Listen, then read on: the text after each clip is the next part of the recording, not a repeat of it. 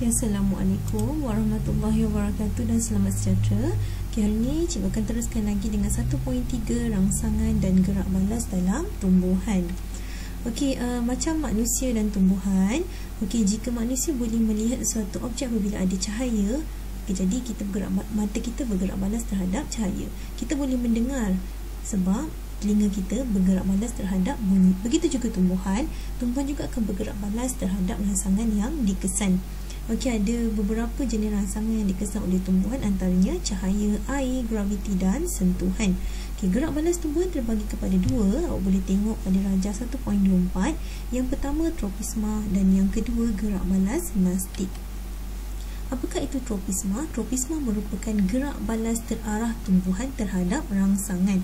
Okey, apakah dia rangsangan yang ada? Yang pertama cahaya, yang kedua air, yang ketiga graviti dan yang keempat sentuhan yang datang dari suatu arah.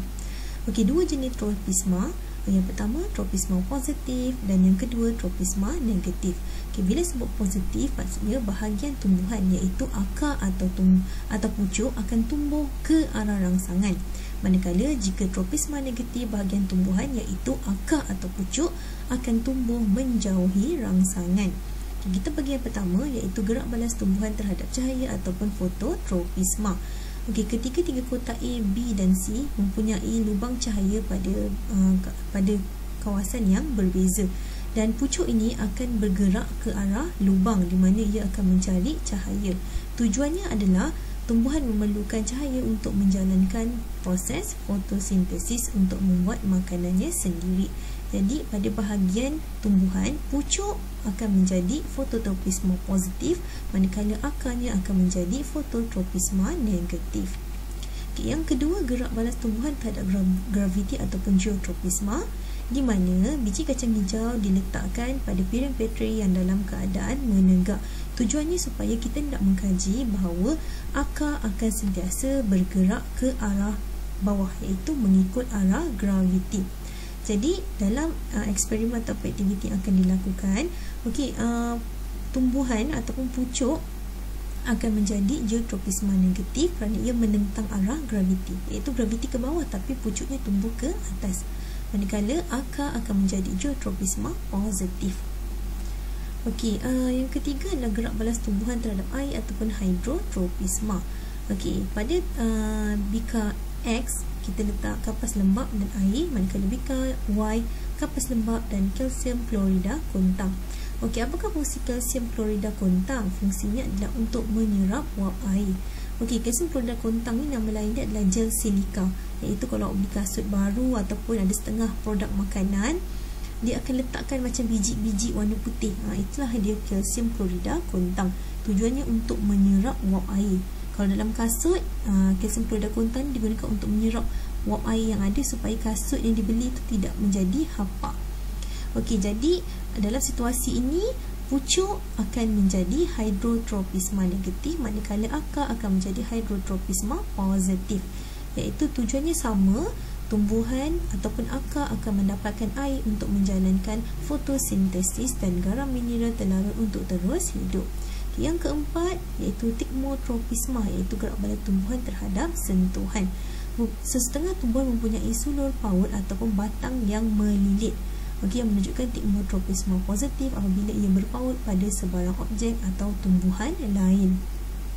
Okay, gerak balas ini membolehkan tumbuhan tumbuh secara menegak untuk memperoleh cahaya matahari dan untuk mencengkam objek untuk memperolehi sokongan supaya tumbuhan itu lebih kuat. Okey, akan menunjukkan tikmotropisma negatif apabila mengelak sebarang objek yang menghalangnya mencari sumber air. Okey, yang kedua adalah gerak balas nastik. Okey, yang pertama tadi tropisma dan yang kedua adalah gerak balas nastik. Okey, kalau tikmotropisma, gerak balas tak ada sentuhan, dia mesti berpaut pada objek. Tapi kalau gerak balas nastik, dia adalah sentuhan juga tetapi tidak bergantung pada objek. Okey, jadi apakah rangsangan yang boleh menyebabkan gerak balas nastik ni? Okey, so gerak balas nastik ni biasanya berlaku lebih cepat. Contohnya pokok semalu akan bergerak balas terhadap sentuhan dengan menguncupkan daunnya. Okay, sama juga dengan contoh yang kedua ni, dipanggil sebagai pokok perangkap serangga, di mana contoh kalau ada serangga datang dekat dengan dia, dia akan kuncupkan dia punya daun tu. Okey, so ada 4 jenis gerak balas: fotonasti, termonasti, niktinasti dan seismonasti. Okey, untuk tingkatan 3 kita fokus hanya kepada seismonasti. Fotonasti rangsangan tumbuhan daripada cahaya, termonasti akibat perubahan suhu, niktinasti akibat perubahan siang dan malam dan seismonasti akibat sentuhan. Okey, kesimpulannya gerak balas tumbuhan terbahagi kepada 2. Yang pertama tropisma dan yang kedua gerak balas nastik. Okey, tropisma adalah gerak balas pertumbuhan bahagian tumbuhan iaitu pucuk ataupun akar yang bergerak balas terhadap rangsangan. Okey, apakah rangsangan dia? Okay, kita ingat balik.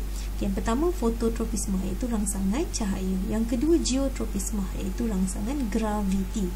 Yang ketiga hidrotropisma iaitu rangsangan air dan yang keempat tikmotropisma iaitu rangsangan sentuhan. Dan setiap tropisma ini akan menunjukkan sama ada ianya positif ataupun negatif. Ingat, positif adalah gerak balas tumbuhan terarah rangsangan ke arah rangsangan dan tropisma negatif adalah pergerakan tumbuhan menjauhi rangsangan. Dan gerak balas nastik adalah gerak balas tumbuhan terhadap rangsangan luar. Okey, arah gerakan ini tidak bergantung kepada arah rangsangan. Daripada seluruh mana-mana yang datang sentuhan tu, atas, bawah, kiri, kanan, dia akan ada gerakan nastik ni. Okey, contoh yang kita belajar adalah seismonasti. Okey, itu saja. Sekian. Terima kasih. Assalamualaikum.